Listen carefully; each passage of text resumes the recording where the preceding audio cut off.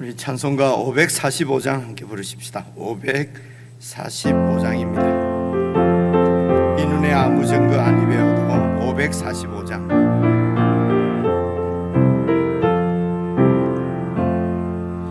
이 눈에 아무 증거 아니 배워도 믿음만을 가지고서 널 걸으며 이 귀에 아무 소리 아니 들려도 하나님의 약속 위에 서리라. 걸어가세 믿음 위에 서서 나가세 나가세 어심 버리고 걸어가세 믿음 위에 서서 눈과 귀에 아무 증거 없어도 이 눈이 보기에는 어떠하든지 이미 얻은 증거대로 널 믿으며 이 마음에 어심없이 살아갈 때에 우리 소원 주 안에서 이루리.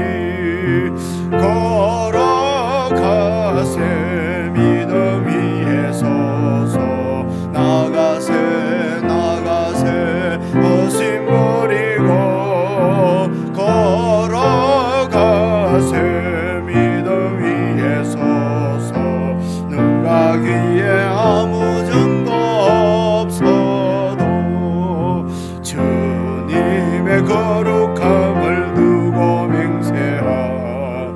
주 하나님 아버지는 참 미쁘다. 그 귀한 모든 약속 믿는 자에게 능치 못할 무슨 일이 있을까. 걸어가세 믿음 위에 서서 나가세 나가세 어심 버리고 걸어가세 믿음 위에 서서 눈과 귀에 아무 증거 없어도.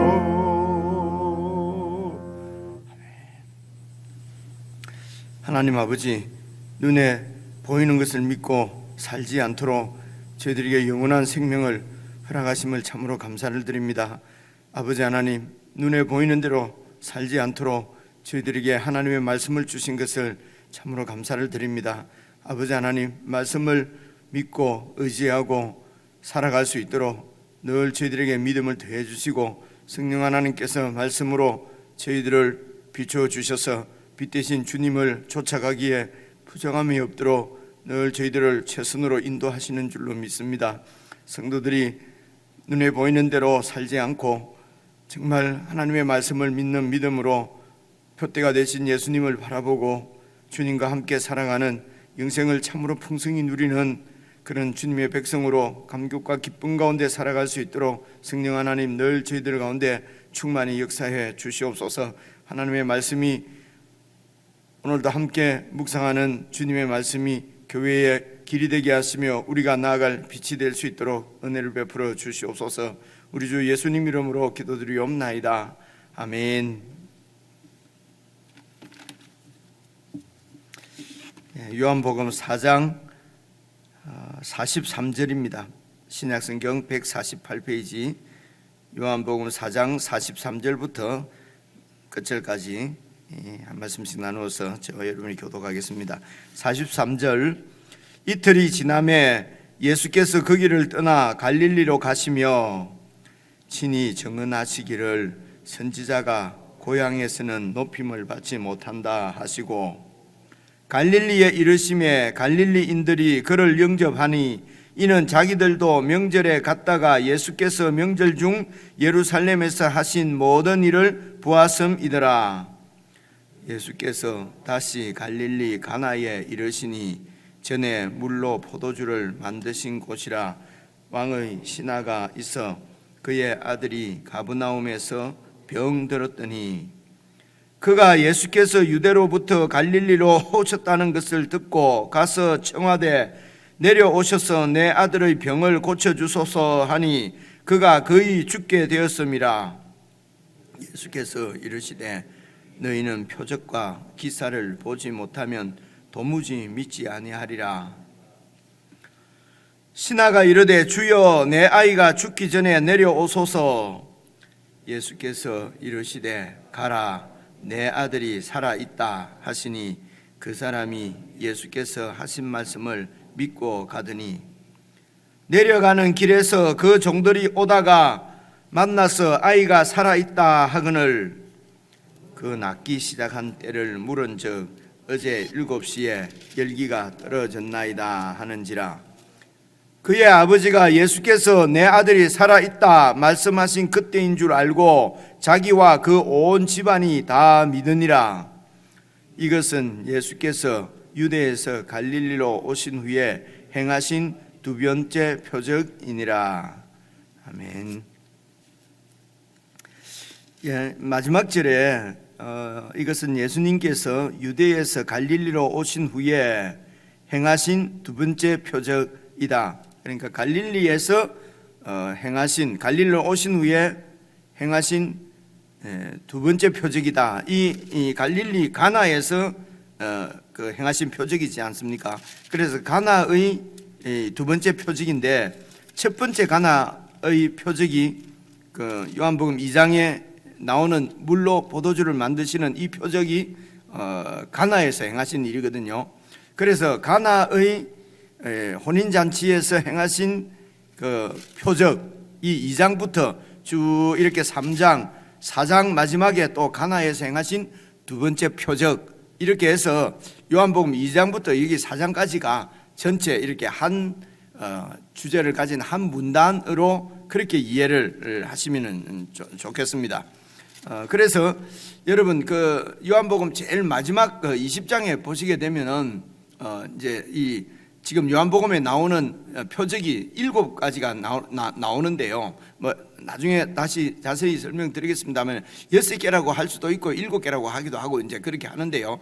어쨌든 그 6가지 7가지 표적을 기록한 것은 예수님께서 행하신 표적이 많이 기적이 많이 있는데 그 중에서 이 7가지를 그 요한복음 성경에 기록한 것은 이는 예수로 하나님의 아들이요 그리스도인 것을 믿고 그 이름을 힘입어서 생명을 그러니까 영생을 얻게 하려 함이라. 그렇게 해서 이렇게 많은 예수님의 표적 중에서 이렇게 6개, 7개를 이렇게 택해서 뽑아서 기록한 것을 볼 수가 있습니다. 그래서 이제 이 가나에서 이 갈릴리 지역이 예수님의 말하자면 고향이거든요. 나사렛이 이 갈릴리 지역 안에 있습니다. 그래서 이제 고향인데 고향에서 행한 이제 두 번째 표적이지만은 여러분 그 요한복음 2장 마지막 부분에 보시게 되면은요, 뭐 이렇게 6월절 23절인데 제가 한번 읽어드릴게요. 6월절에 예수께서 예루살렘에 계시니 예루살렘으로 오셨습니다. 이제 그 갈릴리에서요. 왜 오셨냐면은 이때가 명절이에요. 6월절 명절은 이제 이 성인 남성들은 다 이렇게 예루살렘에 와서 성전에서 예배를 드리게 제사를 드리게 되어 있었거든요. 그래서 예수님도 이제 제자들과 함께 와서 거기에서 예루살렘에서 많은 사람이 그의 행하시는 표적을 보고 그의 이름을 믿었다. 그래서 이 예루살렘에서 표적을 많이 이렇게 행하셨습니다. 그래서 많은 사람이 유대인들이 예수님을 믿었는데 그런데 24절을 보니까 예수님은 그의 몸을 그들에게 의탁하지 않았다. 이유는 뭐냐면 친히 모든 사람들을 아시고 또 누구에게도 증언을 받으실 필요가 없었으니 이는 그가 친히 사람의 마음에 있는 것을 다 아시기 때문에 그들이 많은 표적을 보고 예수님을 믿었지만은 예수님은 이제 그들의 그 믿음이 그러니까 아직도 온전한 믿음이 아니라는 것이죠. 그래서 예수님께서 이제 표적을 많이 행하셨는데 오늘 요한복음 4장에 기록되어 있는 가나의 혼인잔치에서 물로 포도주로 변하게 한 그 기적 그리고 이제 그 지역에서 행한 두 번째 기적이 기록되어 있는 기적이 오늘 이 기적입니다. 오늘 이 표적인데요. 그래서 이 표적은 여러분 아시는 대로 이제 뭐 거의 죽은 거죠. 아들이 거의 죽었는데, 그래서 이제 예수님을 불러서 이렇게 고쳐 달라고 했는데 예수님께서 살아있다. 그러니까 거의 죽는 걸로 생각했는데 예수님께서 살아있다라고 말씀하셔서 이제 이 병을 고쳤다기보다도 살려주신 것이죠. 생명을 주신 것입니다. 그래서 잘 생각을 해보시면은 예수님께서 물로 포도주로 이렇게 바꾼다 하는 것은 그때도 말씀을 드렸지만 완전히 새로운 세상을 창조하시겠다는 것입니다. 그러니까 그 새로운 세상의 그 본질 핵심은 뭐냐면은 새로운 생명입니다. 예수님께서 주시는 영생입니다. 이제 그것을 생명을 주시는 새로운 세상을 창조하고 새로운 생명을 영생을 주시는 분이 예수님이라고 하는 것을 당신이라고 하는 것을 보여주시는 표적이지요. 그러니까 기적입니다. 초자연적인 역사지만은 단순히 기적을 행하는 분이라고 하는 것을 그래서 다른 사람보다도 뭐 기적 행하는 무슨 이런 뭐 매지션이라는 이런 것이 아니고요. 그런 기적을 행하는 것은 바로 새로운 생명, 영생을 주시는 분이라고 하는 것을 우리 눈에 보도록 우리가 눈으로 볼 수 있도록 이제 기적을 행하셨습니다. 그래서 표적이라고 말씀을 하는 것이거든요. 그래서 물로 포도주를 만드는 사건이나 여러분 이 왕의 신하의 아들에게 생명을 주시는 사건은 그것이 바로 예수님이 영생을 주시는 분인데 그 영생이 니고데모와의 대화에서는 거듭남으로 설명하죠. 그 생명은 위로부터 오는 생명이다. 위로부터 오는 생명은 땅에 사는 우리들은 도저히 알 수가 없습니다. 설명을 들어도 잘 몰라요. 그죠? 왜냐하면 우리는 위로부터 온 사람이 아니기 때문에 그래서 전혀 위로부터 오는 생명은 알 수도 없는데 그래서 예수님께서 이제 나는 위로부터 온 자다. 그래서 하늘의 일은 나 말고는 알 수가 없다. 그럼 어떻게 위로부터 오는 생명을 얻을 수가 있느냐? 예수님이 누구신지 알고 그 예수님을 믿으면은 그 이름을 힘입어서 영생을 얻고 영생을 누린다. 그렇게 해서 사마리아 여인, 전혀 영생하고는 관계없다고 생각하는 유대인들은 사마리아 사람이 이게 뭐 구원받고 뭐 하나님의 자녀가 되고 하나님의 백성이 되고 하는 것은 이 세상에서는 있을 수 없는 일입니다. 그런데 그 사마리아 백성들 중에서도 이 여인 완전히 세상으로부터 버림받고 사람으로부터 버림받고 소외당하고 그래서 거의 뭐 존재 감각은 전혀 없고 그냥 벌레처럼 짐승처럼 살아가는 그 여인이 여러분 구원을 받는데 영생을 얻는데 그것은 그냥 예수님이 누구신지 알고 그래서 유대 남자가 왜 이러십니까? 그리고 선지자가 아닙니까? 그리고 결국은 이제 그리스도가 아니냐? 그리고 동네에 가서 그리스도인 것 같다. 그리스도다. 내가 그리스도를 만났다. 라고 예수님을 믿는 단순한 믿음. 이 예수님을 믿으면은 이제 그 예수님의 이름이 그 예수님의 이름을 힘입어서 손을 붙잡고 살게 되면은 우리의 믿음을 점점 성숙시키시고 온전한 믿음이 되게 하시고 그래서 우리에게는 하나님의 영이 우리 가운데 있는 것입니다. 그래서 이 영생을 설명하는 것이 2장부터 지금 4장까지 가나로부터 시작해서 가나로 끝나는 그 사이에 있는 그 니고데모와 그리고 그 여인, 그 사마리아 여인 그리고 여기 왕의 신하 이에 나타나는 이런 표적과 대화는 다 영생을 설명하기 위한 것입니다. 그런데 이런 것을 문학적인 여러분 구조라고 합니다. 그런 거 우리가 무슨 공부를 하냐? 공부가 아닙니다. 이것이 예수님께서 당신 자신을 계시하시려고 하는 그래서 말씀으로 하나님의 말씀으로 계시를 하시는 것입니다. 그래서 눈으로 보는 것은 눈으로 보고 우리가 그냥 생각해서 믿는 것은 온전한 믿음이 아니고 눈으로 보고 그분을 믿고 그분이 하시는 말씀대로 믿는 것이 믿음이라는 것이죠. 이제 그런 생각을 잘 가지고 이제 4장 우리가 어디죠? 오늘 읽을 말씀이 43절부터 쭉 한번 읽어보겠습니다. 이틀이 지남에 이 이틀은 여러분 그 앞에 40절에 보면은 이틀을 사마리아 사람들하고 같이 유하시지 않습니까? 그래서 사마리아 사람들과 이틀 있으면서 뭐 했겠습니까? 그죠? 이틀 동안. 그러니까 사마리아 사람들이 41절에 보니까 예수의 말씀으로 말미암아 믿는 자가 더욱 많아졌다 하니까 이틀 동안 예수님께서 계속 말씀하신 것이죠. 하늘을 가르치신 것이죠. 당신이 하늘로부터 오신 분이기 때문에 하늘에 대해서 아시는 분은 예수님밖에 없습니다. 그분이 바로 그리스도입니다. 메시아입니다. 하나님의 하늘의 일을 알려주시는 하나님의 종이라는 뜻이거든요, 이 그리스도라는 말이. 그죠?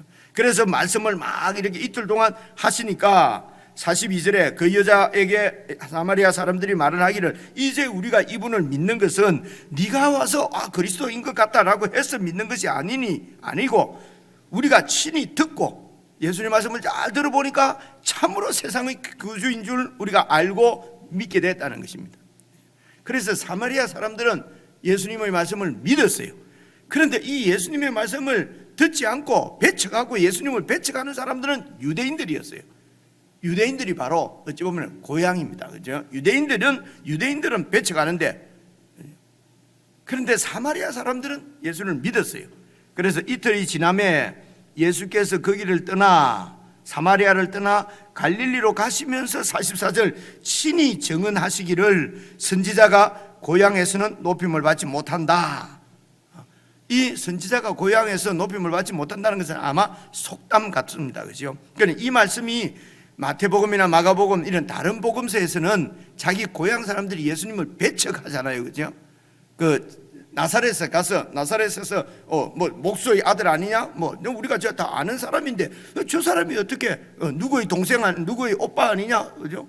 자기 동생들도 여동생들도 다 여기 우리하고 같이 살고 있는데 어떻게 이 사람이 그리스도가 될 수가 있느냐? 그래서 예수님을 저 어디로 낭떠러지로 끌고 가서 거기서만 밀어서 죽이려고 하고, 그럴 때에 예수님께서 선지자가 고향에서 높임을 받지 못한다, 이렇게 말씀을 하셨거든요. 그런데 오늘 여기서는 사마리아를 떠나서 갈릴리로 가시면서 친히 증언하시기를 선지자가 고향에서 높임을 받지 못한다 하시고 45절 보십시오. 갈릴리에 이르심에 갈릴리인들이 예수님을 영접하니 이는 자기들도 명절에 예루살렘에 갔다가 예수님께서 명절 중에 예루살렘에서 하신 모든 표적들을, 그리고 성전에서 막 그 성전을 청결하게 하시는 이런 사건들을 다 보았단 말입니다. 그래서 갈릴리 사람들이 예수님이 이제 갈릴리로 오니까 고향 사람들이, 갈릴리 사람들이 예수님을 막 영접했다는 얘기거든요. 그러면 44절에 선지자가 고향에서는 높임을 받지 못한다라고 예수님이 말씀하셨는데 갈릴리에 가니까 갈릴리 사람들이 예수님을 막 영접했단 말입니다. 이런 게 이제 자세히 읽어보면, 정신없이 읽으면요 그냥 막 그런구나 하는데 자세히 읽으면 이런 게 앞하고 뒤하고 말이 좀 안 맞지 않습니까? 그죠? 이제 이런 말씀을 드리는 것입니다. 이렇게 잘 말이 앞뒤가 뭐가 좀 안 맞다면 성경이 틀리지는 않잖아요. 그죠? 우리는 그렇게 믿지 않습니까? 그러니까 이렇게 생각할 수 있죠. 이 갈릴리 사람들이 예수님을 막 영접하는 것이 그냥 눈에 보이는 표적 때문에 영접했다는 것이죠. 예루살렘에서 행하신 모든 일을 보고 와 대단한 분이다, 우리 봤잖아, 그때 예수님이 어떤 일을 한 거 봤잖아, 그래서 야 이분은 정말 기적을 행하는 분이다 라고 이렇게 영접했는데, 이것을 예수님께서는 그것을 참으로 고향에서 높임을 받는 참으로 영접하는 것이 아니다 라고 하는 것을 단편적으로 우리가 그렇게 딱 생각할 수가 있습니다. 그리고 두 번째는 그 구약 성경의 역사를 보면은 선지자들은 유대인들에게 계속 자기 백성들에게 배척을 당했어요. 선지자들이 예레미야도 그렇고요, 이사야도 그렇고요. 예레미야는 뭐 눈물의 선지자라고 그러잖아요. 자기 백성들에게 완전히 뺨을 맞고 막 구덩이에 빠지고, 이렇게 고향 사람들이 자기 백성들이 선지자들을 배척한 것처럼 자기의 주 하나님 창조주가 자기 땅에 오셨는데도 이 유대인들이 예수님을 배척을 했습니다. 그런데 사마리아 사람들은 예수님을 영접했습니다. 그래서 여기 고향은 넓게 생각해서 내 민족 유대인, 약속을 받은 민족, 약속을 받고 그 약속대로 하면은 약속대로 오신 예수님을 참으로 주로 영접을 해야 되는데, 이 유대인들이 계속 이렇게 선지자들을 배척한 것처럼 하나님의 아들도 배척하시는 사건을 두고 크게 이렇게 이 말씀을 하신 것으로 이해를 할 수도 있습니다. 그러니까 유대인들, 내 동족들이 나를 배척한다라고도 이해를 하시고요, 그죠? 그리고 또 고향 사람들이 이렇게 환영하는 이런 환영이 참 환영이 아니라는 것입니다. 눈에 보이는 기적을 행하고 그 기적이 나에게 유익하다, 나에게 어떤 큰 복을, 도움을 줄 수 있는 사람이다, 그렇게 해서 경제 대통령으로 믿고 따르는 것이에요. 이 얘기가 5장 6장에 나와요.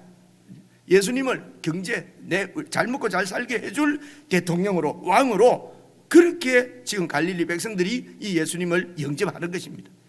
근데 예수님은 그것은 이제 그런 왕은 하지 않으십니다. 그렇죠? 그래서 피해버리시고 도망가버리시고 이러는 모습을 뒤에 볼 수가 있거든요. 어쨌든 이런 생각을 하시면서 갈릴리 사람들이 어쨌든 영접을 했습니다. 영접을 했는데요, 그 이유는 눈으로 봤기 때문입니다. 그래서 눈으로 봐서 믿었으면 그분 말씀을 듣고 말씀을대로 믿는 것이 인격적인 신앙이라고 그럽니다. 눈으로 보고 믿는 것을 인격적이라고 하지 않습니다.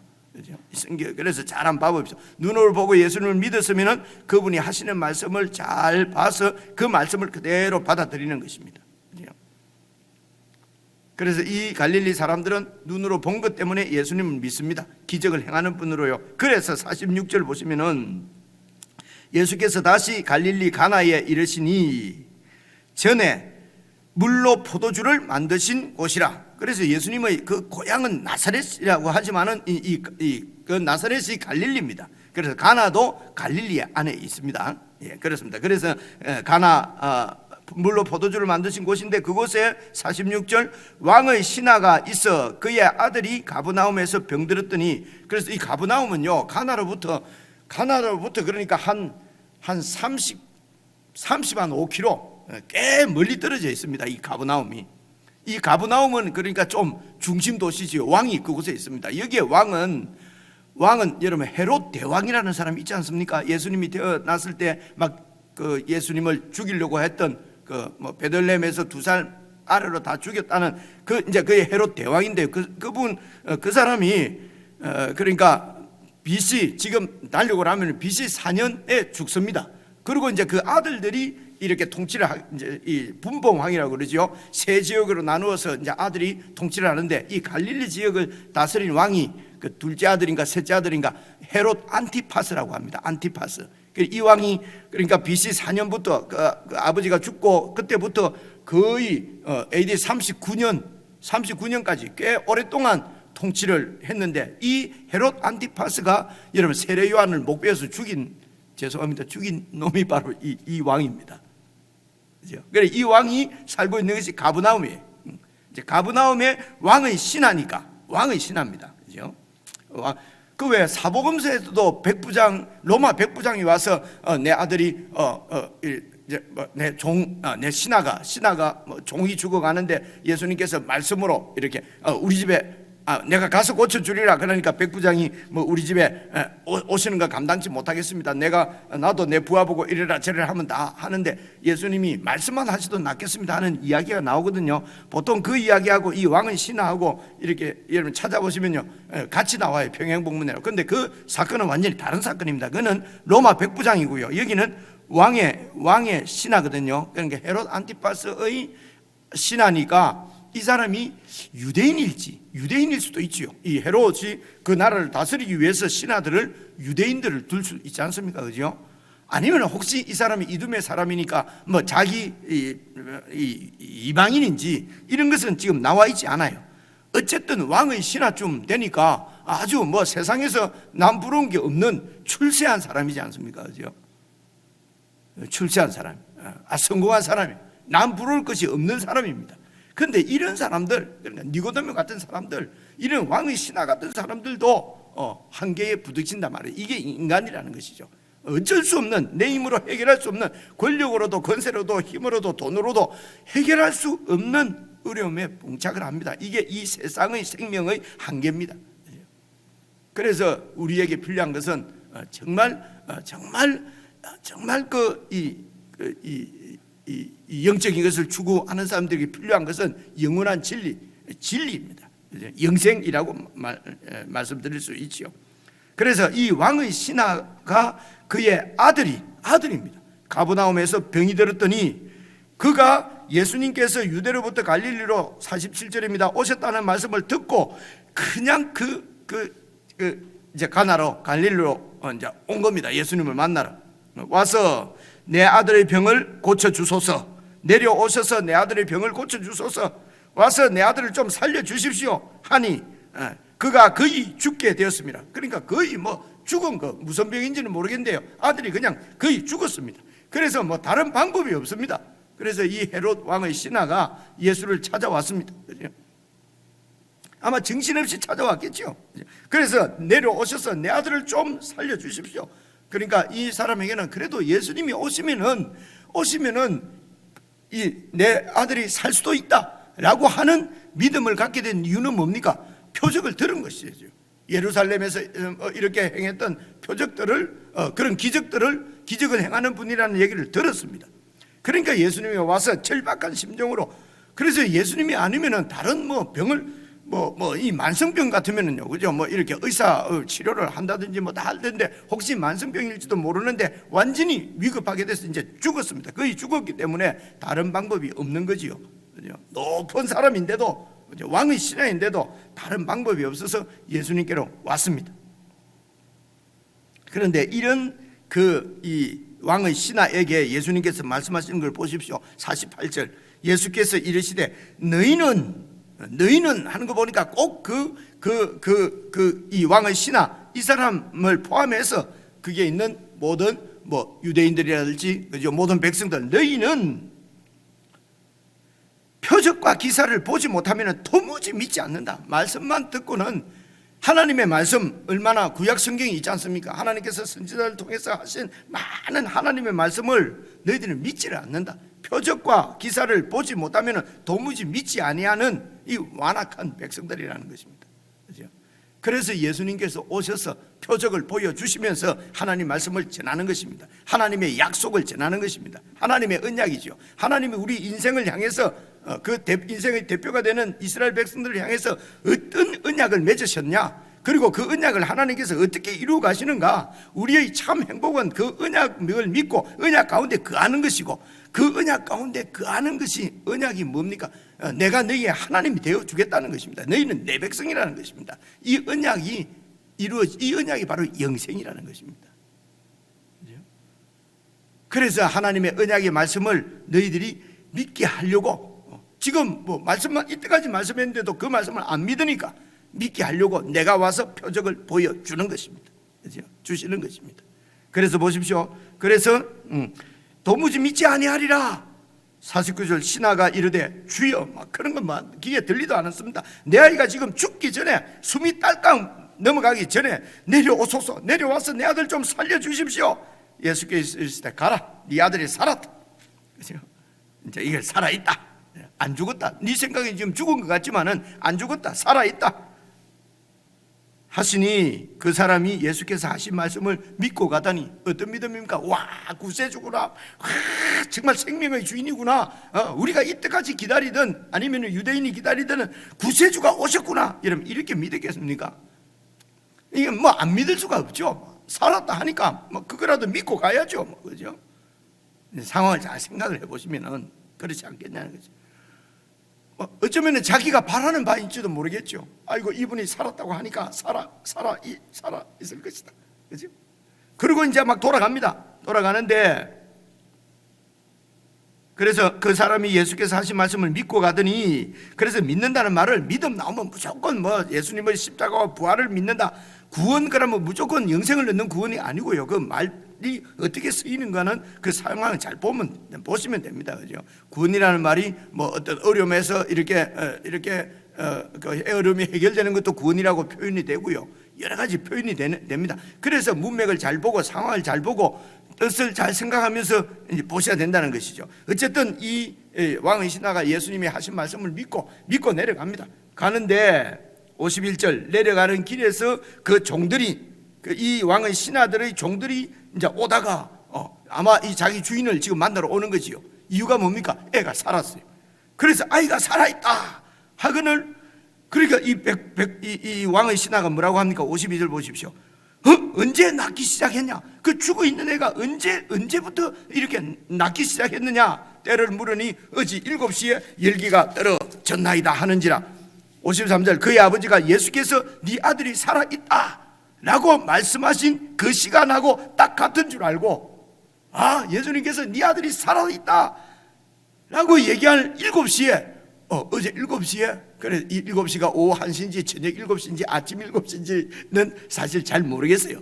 어쨌든 어제 그 시간에 예수님께서 살아있다라고 말씀하신 그 시간에 가브나움에서 주인의 아들이 도련님께서 살아나셨습니다. 이제 이걸 보니까 이제 지금 이 왕의 신하의 믿음은 어쨌든 내 아들이 사냐 죽느냐 이제 이 믿음이지 않겠습니까? 그죠? 그래서 그 확인을 해보는 거죠. 야 정말 이 사람이 말한 대로 내 아들이 살았구나 라고 인 줄 알고 자기와 그 온 집안이 다 믿으니라. 이것이 예수께서 유대에서 갈릴리로 오시는 행하신 두 번째 표적이니라. 그래서 이게 이제 정말 예수님이 내 아들을 살려주셨다는 것을 믿는 것은 확실하죠. 확인해 보니까. 그죠? 그 다음에 이제 이 믿음은 예수님이 하신 말씀 하늘에서 왔고 내가 하나님의 아들이고, 그래서 하나님께서 하신 모든 말씀이 어떻게 이루어지는가, 나를 통해서 이루어지는 이런 예수님의 가르침, 이런 것들을 이제 다 이제 믿는데, 그 믿음은 여러분 이때부터 이 예수님을 믿고 살아가면서 그 이름을 힘입어서 생명을 계속 얻는 것입니다. 하나님이 그 생명은 하나님이 바로 이 예수님이 하나님의 아들이요, 이 예수님을 나에게 보내주신 그 하나님이 나의 왕이시구나, 그분이 나의 창조주시구나, 그죠? 나는 그분의 자녀구나, 그분의 백성이구나, 이 믿음을 말씀을 통해서 계속, 그래서 이렇게 믿는 사람은 어떻게 살아야 하며 어떻게 행해야 하며 앞으로 어떻게 이 역사가 진행될 것이며, 예수님께서 알려주시는 대로, 그죠? 오늘 우리에게는 하나님이 주신 이 성경 말씀대로 그대로 믿고 소망하고 그 예수님의 뜻을, 하나님의 그 큰 계획을 하나님이 이루실 텐데, 거기에 우리를 불러서 동력자로, 우리가 잘 아는 대로, 그죠? 우리를 통해서 이제는 예수님 안에서 구원받고 하나님의 백성이 된 하나님의 그 예수 믿는 사람들을 왕 같은 제사장으로 삼아서 그 예수 믿는 사람들이 있는 곳곳마다 그곳에서 하나님의 통치를 드러내고 하나님의 나라를 세워 가신단 말입니다. 이런 걸 제가 여러분이 어떻게 알았습니까? 성경에 나오는 말씀을 다 보고 아는 거예요. 근데 그 성경 말씀을 사람들이 안 믿는데, 배척하는데, 우리는 예수님 그 말씀을 다 하나님 말씀으로 믿을 만큼 예수님이 어떤 분인지를 아는 거예요. 이렇게 예수님이 누군지 어떤 분인지 알게 해 주신 것이 하나님의 은혜란 말입니다. 우리같이 눈앞에 보이는 것만 보고 사는 사람들이 하늘에서 온 예수님, 2000년 전에 십자가에 죽으신 예수님, 부활하셨지만 눈에 보이지 않는 예수님을 주로 믿을 리가 없지요. 그래서 저는 하나님의 특별한 은혜를 받아서 이렇게 하나님의 자녀가 되고, 또 이 말씀을 이렇게 배우고 가르치는 이런 하나님의 은혜구나. 여러분도 마찬가지죠. 이 하나님의 은혜가 임해서 이 말씀을 하나님의 말씀으로 알고 이 말씀을 힘입어서 이 영생을 얻는단 말입니다. 그래서 우리는 눈에 보이는 대로 살지 않고 하나님 말씀을 믿는 믿음으로, 그 믿음으로 사는 것입니다. 개인적으로 묵상을 하실 때에 내가 영생을 얻은 우리가 정말 하나님의 말씀을 믿는 믿음으로 사는지, 아니면 영생을 받았다고 하면서도 계속 눈앞에 판세, 그냥 세상 판세를 보고 그 판세를 따라서 어디가 이익인가 어디가 덕인가, 그죠? 어떻게 살아가는 것인가 하는 것을 여러분 말씀을 생각하면서 잘 묵상하시고, 그래서 정말 말 그대로 믿음으로 사는 저와 여러분 되었으면 좋겠습니다. 개인적으로 묵상하시겠습니다.